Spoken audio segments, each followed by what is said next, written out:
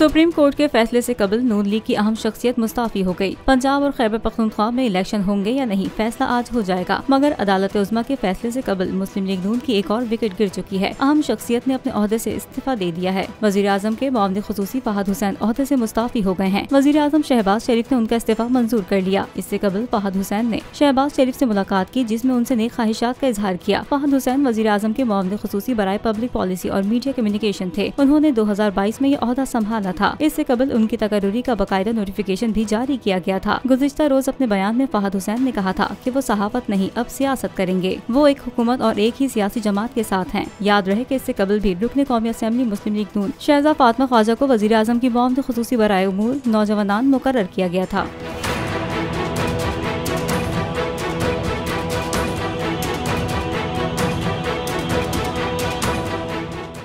नजर आ रहा है सामने लिखा हुआ है जुल्म मिटने के लिए दो चीजों से मिटेगा भाई। एक अदल की कुर्सी पे जो लोग बैठते हैं ना, वो अदल के हिसाब से फैसले करने लगे।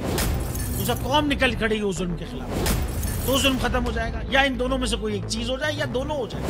अगर 420 का मुकदमा था, उस वक्त अदलिया में जो लोग बैठे हुए केस देख रहे थे, वो पूछते ना यार चीट हुआ कौन है।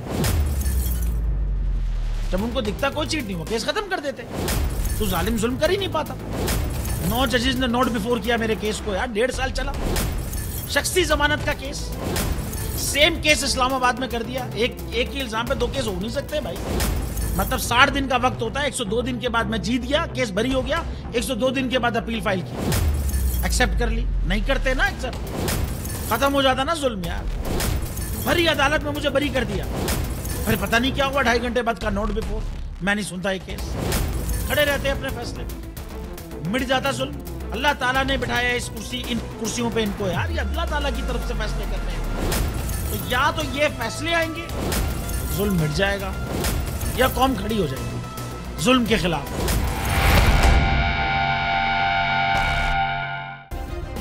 सब्सक्राइब करें और बेल दबाएं ताकि कोई खबर रह न जाए।